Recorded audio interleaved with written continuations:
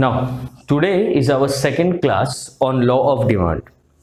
Today I will discuss with you the definition of law of demand, the assumptions, the schedules, and how the demand curve is derived from the schedules. These are the topics which are going to learn in the law of demand. तो आज law of demand की definition से start करता हूं मैं। देखो क्या बोल रहा है। The law of demand states that other thing remaining equal, the law of demand states that other thing remaining equal, one of the most key line, the quantity demanded increases when it price fall. बोल रहा है price जब fall करेगा तो demand क्या होगा, बढ़ेगा, और उल्टा हो जाएगा कब, जब प्राइस बढ़ेगा। तो सर ये बात तो आप लास्ट क्लास के जो टॉपिक कराए थे आपने फैक्टर्स अफेक्टिंग डिमांड, उसमें एक पॉइंट था प्राइस ऑफ द कमोडिटी, और वहां पे आपने ये सेम चीज कहा था। तो वही तो लॉ ऑफ डिमांड था।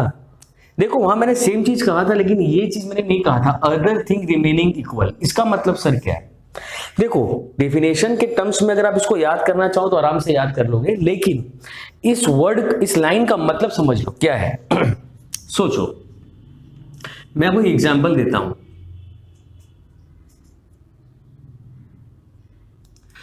एक सामान का दाम 10 रुपया है और आप खरीदते कितना है, 5 यूनिट्स। सोचो अब उसका दाम 15 रुपया हो गया, आप कितना खरीदोगे, अप्रोक्सीमेटली 3। ये एक एजम्पशन है, बस मैं शो करना चाहता हूं प्राइस जैसे ही बढ़ा आपने डिमांड क्या कर दिया, कम। ये सब लोग बोलेगा हाँ सही सही है, ऐसे ही होता है, ऐसे कस्टमर लोग यही करते। क्योंकि यहां पर जब एक डिस्कशन चल रहा है तो मेरे पास दो ही एलिमेंट है, प्राइस और क्वांटिटी। बाकी ये जो अदर थिंग है ना, ये अदर थिंग नहीं है, एक्चुअल में ये अदर फैक्टर्स है। क्या है ये अदर फैक्टर्स? अदर फैक्टर्स देखो मैंने नीचे लिखा हुआ है assumption की लिस्ट में। आपको याद होगा मैंने जब ब्रेकअप किया था कि दो तरह के फैक्टर्स होते हैं, एक प्राइस फैक्टर, एक अदर फैक्टर। अदर फैक्टर में काफी सारे पॉइंट्स हैं आपके बुक में, मैंने 3 इंपॉर्टेंट पॉइंट डिस्कस, 4-5 पॉइंट मैंने डिस्कस किए थे, उसमें से कोई भी एक पॉइंट ले लो आप। इनकम सपोज करो, अभी यहां पे मैंने एक थर्ड कॉलम बना दिया इनकम का।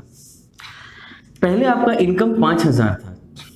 कितना इनकम था, 5,000, और कोई सामान का दाम 10 रुपया था, आप 5 तो खरीद लेते थे।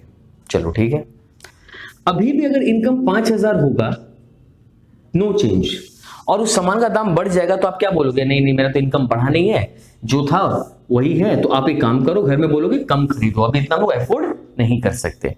हर एक इंसान ऐसे ही कहता है। अब यही अगर इनकम 5,000 से मैं 15,000 कर दूं, अगर मैं यही इनकम 5,000 से 15,000 कर दूं, तो हर एक इंसान बोलेगा दाम बढ़ गया, कोई बात नहीं, 3 खरीदने का कोई जरूरत नहीं है, आप ज्यादा भी खरीद सकते हैं, क्योंकि हमारा इनकम 3 टाइम्स बढ़ गया। कितना बढ़ गया, 3 टाइम्स। तो कहने का मतलब है जो आपका ये लॉजिक था कि जैसे ही सब प्राइस बढ़ेगा डिमांड कम हो जाएगा, ये लॉजिक फेल हो जाता है अगर मेरा इनकम पहले से बढ़ जाता है। इसका मतलब क्या कि प्राइस को छोड़कर इनकम हो, प्राइस ऑफ रिलेटेड गुड्स हो, या कोई भी जितने भी अदर फैक्टर्स में पॉइंट थे हमारे, अगर उसमें से कोई भी चीज चेंज हो जाता है तो आपका ये जो लॉ ऑफ डिमांड है ये अपना डेफिनेशन में कायम नहीं रह पाएगा। तो लॉ ऑफ डिमांड जो ये बात बार बार बोलता है कि प्राइस घटेगा तो डिमांड बढ़ेगा, प्राइस बढ़ेगा और डिमांड घटेगा, और प्राइस घटेगा तो डिमांड बढ़ेगा, ये लॉजिक तभी फ्रूटफुल हो सकता है जब आपको ये नजर आए कि अदर फैक्टर में कुछ भी चेंज ना हो। जैसे ही आप देख रहे हैं कि आपका इनकम 3 टाइम्स हो गया, तो आपका जो ये लॉजिक था कि 10 से 15 हुआ तो मेरा क्वांटिटी कम हो जाएगा, वो आप नहीं करेंगे। आप उल्टा हो सकता है क्वांटिटी पहले से बढ़ा दें, तो आप क्या बोलोगे, प्राइस बढ़ गया तो डिमांड तो बढ़ रहा है, लेकिन डिमांड एक्चुअल में घटना चाहिए था as per the law of demand, लेकिन वो चीज पॉसिबल नहीं हुआ due to change in the income. तो इसीलिए लॉ ऑफ डिमांड के स्टेटमेंट के साथ एक अटैचमेंट रहता है। क्या अटैचमेंट है, एजम्पशन का। देखो यहां पे लिखा हुआ है there should be no change in the income of the consumer, there should be no change in the taste and preference, जो मैंने पॉइंट्स कहे थे आपको। प्राइस ऑफ रिलेटेड गुड्स, याद है ना, substitute and complementary, should remain unchange, माने सब के सब क्या रहेंगे, अनचेंज रहेंगे, उनमें कोई चेंज नहीं है। कमोडिटी जो रहेगा वो नॉर्मल रहेगा, पॉपुलेशन भी चेंज नहीं होगा, माने एनीथिंग, हर वो फैक्टर जो अदर फैक्टर के कैटेगरी में था हमारे फैक्टर्स के क्वेश्चन में, वो सब में क्या रहेंगे, नो चेंज रहेंगे। तभी आपका लॉ ऑफ डिमांड का जो डेफिनेशन है कि प्राइस घटेगा तो डिमांड बढ़ेगा और प्राइस बढ़ेगा तो डिमांड घटेगा, ये तभी आपके लिए पॉसिबल हो पाएगा।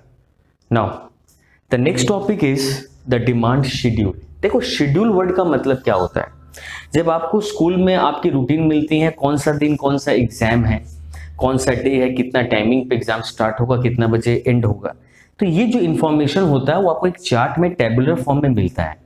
तो हर वो इंफॉर्मेशन जो हम एक टेबुलर फॉर्म में प्रेजेंट करते हैं और सारी इंफॉर्मेशन उस टेबल में लिखा रहता है, उसे शेड्यूल कहते हैं। जैसे आपके स्कूल की रूटीन वगैरह।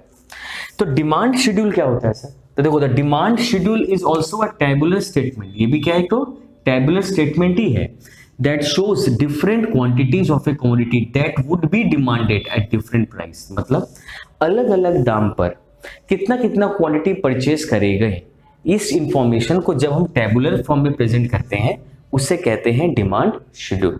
अब सोचो एक बंदा है 10 रुपए वो खरीदना नहीं चाहता लेकिन एक जन खरीदना चाहता है, 10 में एक जन खरीदना चाहता है, क्वांटिटी कितना खरीदना चाहता है। तो ये इंफॉर्मेशन को जब हम प्रेजेंट करेंगे तो इसके लिए शेड्यूल को दो पार्ट में बांटा गया, एक इंडिविजुअल और एक मार्केट। इंडिविजुअल का मतलब होता है एक पर्सन अलग अलग दाम पर कितना कितना क्वांटिटी खरीदेगा, इस चीज को जब हम प्रेजेंट करते हैं उसे कहते हैं इंडिविजुअल डिमांड शेड्यूल। सोचो, individual demand schedule is a table that shows the various quantities of a quantity that would be purchase at different prices by a household. यहाँ पे हाउस होल्ड मतलब एक फैमिली बोल सकते हो या कोई एक मेंबर बोल सकते हो, ड्यूरिंग अ गिवन पीरियड। ठीक है, तो एक वक्त पे सोचो ये प्राइस है, ठीक है, प्राइस ऑफ एप्पल है, ठीक है। अगर एप्पल का दाम 100 रुपया चल रहा है तो वो बोलेगा हम 1 kg खरीदेंगे। जब 90 रुपया चल रहा है तो वो बोलेगा हम 2 kg खरीदेंगे। 80 रुपया चल रहा है तो 4 kg खरीदेंगे। 70 हो रहा है तो 6 kg खरीदेंगे। इसका मतलब क्या हो रहा है कि एक इंडिविजुअल कस्टमर अलग अलग दाम पर एप्पल्स के क्या क्या क्वांटिटी परचेस करेगा, जब इसको हम प्रेजेंट करते हैं टेबुलर फॉर्म में, इसे कहा जाता है इंडिविजुअल डिमांड शेड्यूल।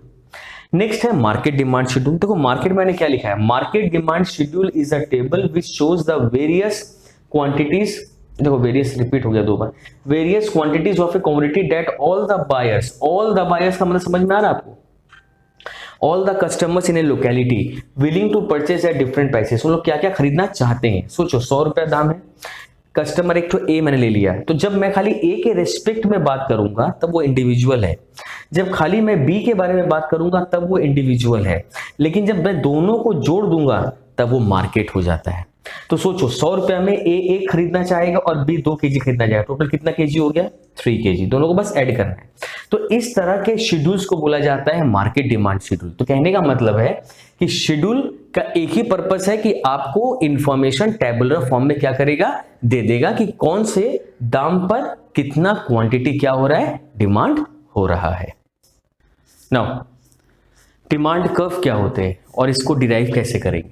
देखो जब आप शेड्यूल्स बनाते हो और शेड्यूल्स को ही जब आप ग्राफिकली प्रेजेंट कर देते हैं उसे कहते हैं demand curve, as simple as that. तो जब भी किसी टेबल को आप ग्राफिकली प्लॉटिंग करके एक कर्व निकालते हो, उस कर्व को ही नाम दे दिया जाएगा demand curve.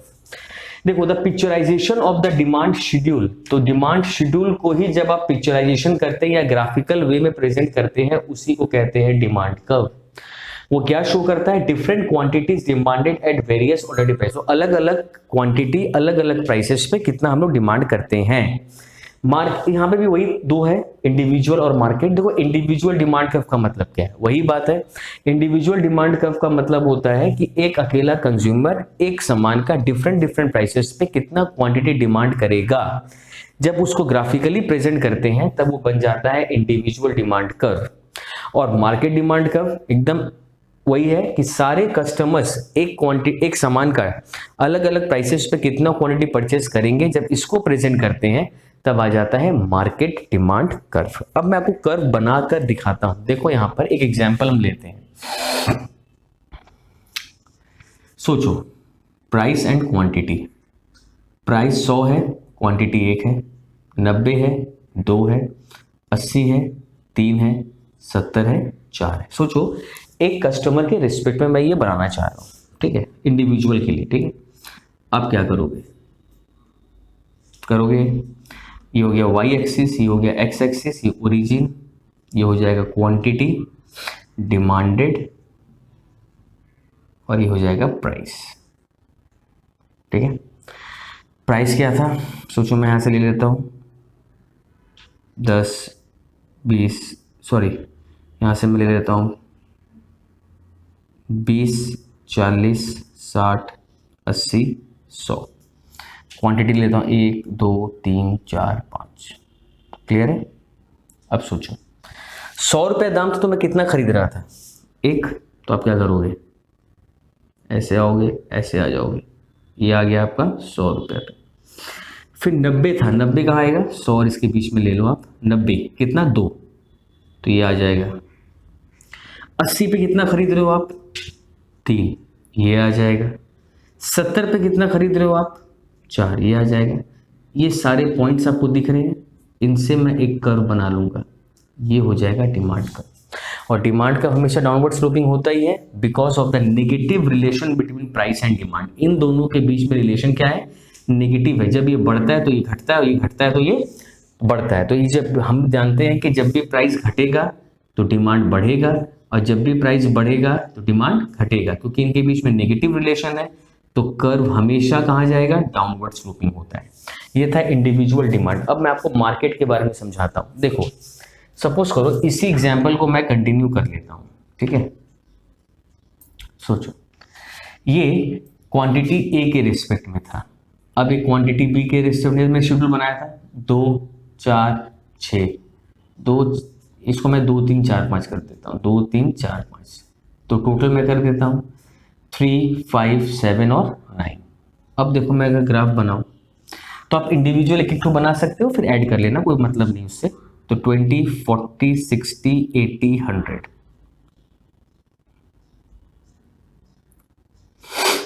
Origin Y x, ये प्राइस है, ये क्वांटिटी है, 1 2 3 4 5 6 7 8 9, ठीक है।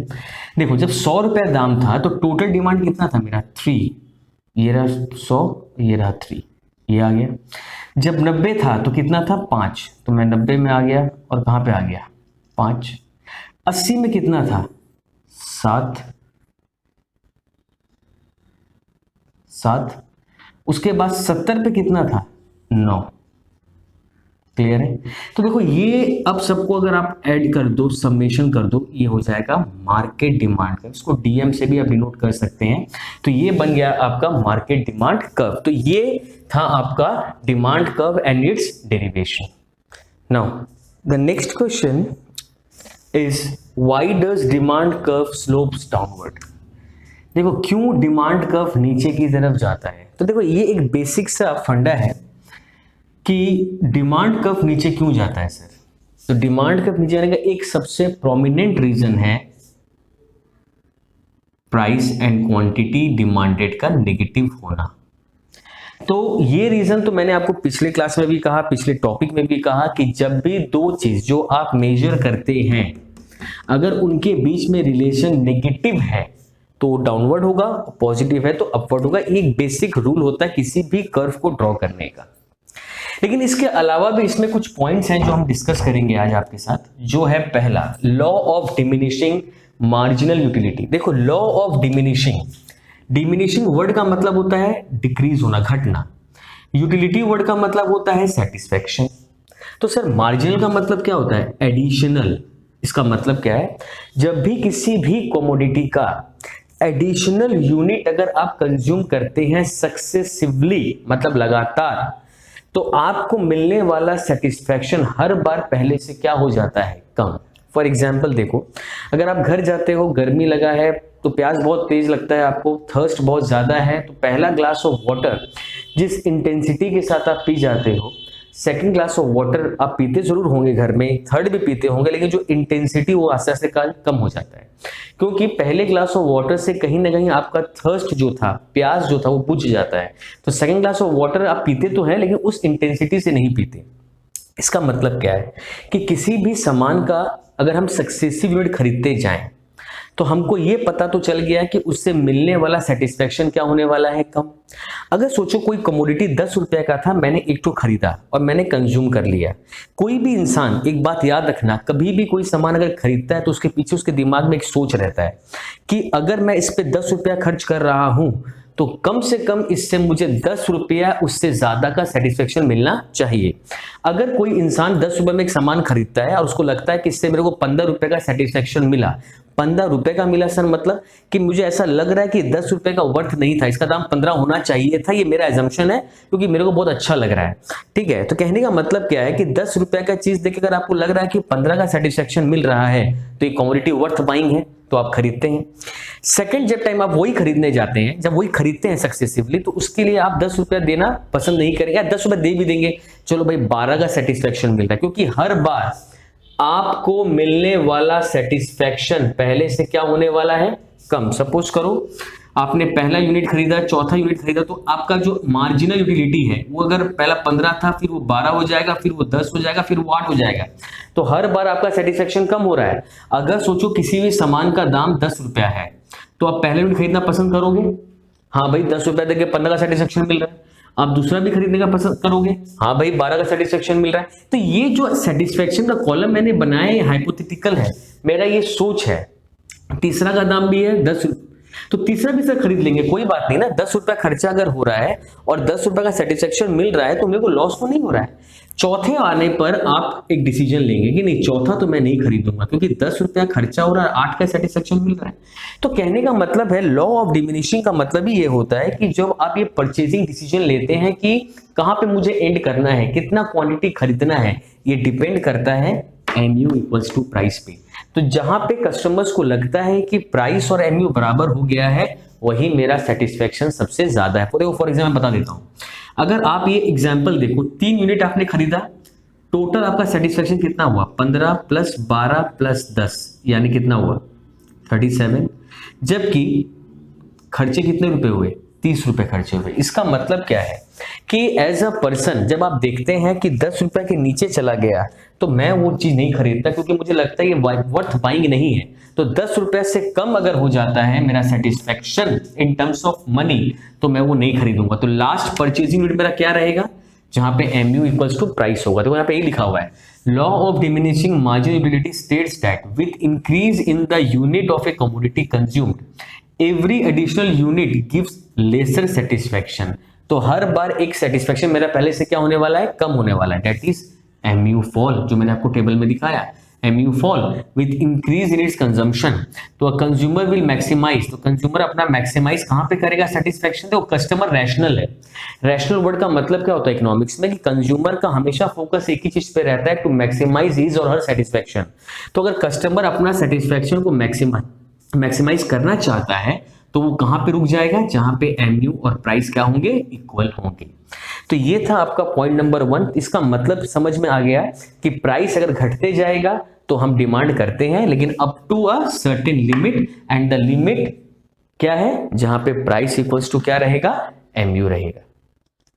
Now the next point is income effect. देखो इनकम इफेक्ट समझाने से पहले मैं आपको तो एग्जाम्पल लेके बताता हूं। देखना एग्जाम्पल क्या है। सोचो एक सामान का प्राइस है 100 रुपीज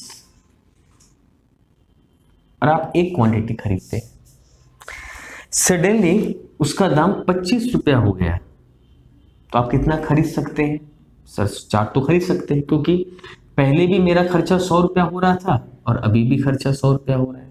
इसका मतलब ये तो सर कॉमन कंसेप्ट ही था कि प्राइस घटेगा तो डिमांड बढ़ेगा। लेकिन इनकम इफेक्ट का मतलब ये नहीं होता है कि इनकम बढ़ेगा तो डिमांड बढ़ेगा। पहले तो दिमाग से ये बात निकाल दो, कोई भी बच्चा अगर यहाँ पे ये लिख दे कि सर इनकम बढ़ेगा तो डिमांड बढ़ेगा, इनकम घटेगा तो डिमांड घटेगा, तो उसको ये पॉइंट पे 0 मार्क्स मिलेंगे। सर तो इनकम इफेक्ट है क्या, a change in demand on account of change in the real income. ये है इसका सबसे बड़ा की point, change in the real income. Sir real income क्या होता है, सोचो, resulting from a change in the price, resulting from the change in the, मतलब प्राइस में चेंज होने से रियल इनकम में चेंज आता है। कैसे सर, सोचो आप 100 रुपया खर्च करते थे और एक क्वांटिटी खरीद लेते थे, अभी 100 रुपया खर्च करके कितना खरीद रहे हैं, 4। अगर कोई इंसान ये सोचे कि यार अगर 25 रुपया हो गया है तो 25 में मैं एक ही खरीद लेता हूं ना, मेरे को तो एक ही का जरूरत था 25 रुपीज, और एक्स्ट्रा जो 75 रुपीज है उसको मैं सेव कर लेता हूं या कुछ और खरीद लेता हूं, पॉसिबल है। और कोई भी समझदार कस्टमर ऐसा ही करता है, या तो सेव कर लेता है या कुछ और खरीद लेता है। तो इसका मतलब क्या हुआ कि उस इंसान का परचेजिंग पावर पहले से क्या हो गया, बढ़ गया। तो यही बात मुझे समझाना है कि अगर किसी सामान का दाम अगर घट जाता है तो कस्टमर का परचेजिंग पावर बढ़ जाता है। अब वो यहाँ पे दो काम कर सकता है, या उसी सामान का ज्यादा क्वांटिटी खरीद ले, जो मेरा एग्जाम्पल था, चार्टो खरीद ले, या एक ही खरीदे पहले की तरह और बाकी 75 जो एक्स्ट्रा बच गए उसको सेव कर ले, या कोई और सुपीरियर गुड्स खरीद ले। तो इस चीज को कहते हैं इनकम इफेक्ट। देखो यहाँ पे इनकम नहीं बढ़ा ना इनकम घटा, यहाँ पे आपका परचेजिंग पावर बढ़ गया। तो उस रियल इनकम को परचेजिंग पावर ही कहते हैं, जो कि बढ़ता और घटता है depending upon the price of the commodity. तो प्राइस अगर घट गया तो आपका परचेजिंग पावर बढ़ गया। अगर यही प्राइस अगर 200 रुपया हो जाता तो मैं 0.5 मैंने आधा क्वांटिटी खरीदता, पहले से मेरा क्वांटिटी भी कम हो जाता, यानी मेरा परचेसिंग पावर क्या हो गया, कम हो गया। तो जब भी आपको रियल इनकम बोला जाए तो समझ लेना इनकम का कोई बात वहां नहीं हो रहा है, वहां पे किसका बात हो रहा है, परचेसिंग पावर का। अब आता है पॉइंट नंबर 3। देखो सब्स्टिट्यूशन क्या होता है। Substitution effect that a change in the relative price of the substitute good has on the quantity. देखो एकदम सिंपल सा बात है, मैंने आपको पिछले क्लास में सब्स्टिट्यूशन के बारे में बताया भी था, टी एंड कॉफी का एग्जांपल। मैं वही एग्जांपल को कंटिन्यू करता हूं। सोचो कॉफी है और टी है, कॉफी का प्राइस अगर घट जाए तो कॉफी का डिमांड क्या होगा, बढ़ेगा। लोग पहले क्या करते थे, याद है आपको, जब कॉफी का प्राइस बढ़ जाता था तो लोग क्या करते थे, टी का डिमांड को बढ़ा देते थे, क्योंकि टी का प्राइस में कोई चेंज नहीं हो रहा है, लेकिन टी कंपैरेटिवली क्या लगता था, बड़ा सस्ता लगता था इन कंपैरिजन टू कॉफी। वैसे अगर उल्टा कर दो एग्जांपल को, अगर प्राइस घट जाए तो सब लोग किसकी तरफ शिफ्ट हो जाएंगे, कॉफी की तरफ। और टी का प्राइस ना बढ़ा ना घटा, लेकिन फिर भी टी का डिमांड क्या हो जाएगा, फॉल हो जाएगा ना। तो कहने का मतलब क्या है, सब्स्टिट्यूशन वर्ड का ही मतलब क्या है, जब आपका रिलेटिव प्राइस, रिलेटिव का मतलब होता है in relation to the other, मतलब जो सब्स्टिट्यूट गुड्स होते हैं, एक का प्राइस अगर चेंज हो जाए तो दूसरे के डिमांड पे तो असर पड़ने ही वाला था। तो वही मैंने एग्जाम्पल को थोड़ा सा घुमा के लिखा कि प्राइस अगर कॉफी का घट जाए तो कॉफी का डिमांड क्या हो जाएगा, बढ़ जाएगा। तो इन कंपैरिजन टू टी, तो जो लोग टी पीते थे वो लोग भी क्या हो जाएंगे, कॉफी की तरफ शिफ्ट हो जाते हैं। तो इसे कहते हैं सब्स्टिट्यूशन इफेक्ट। सब्स्टिट्यूशन इफेक्ट और इनकम इफेक्ट दोनों को अगर जोड़ दिया जाए तो आपको मिलता है प्राइस इफेक्ट। क्या मिलता है, प्राइस इफेक्ट। और नाउ लास्ट 2 पॉइंट्स। देखो 2 पॉइंट बड़े सिंपल से हैं हमारे। Increase in the number of consumer. देखो कंज्यूमर कब बढ़ते हैं, आप बताओ कंज्यूमर कब बढ़ते हैं, जब प्राइस क्या होता है, कम होता है।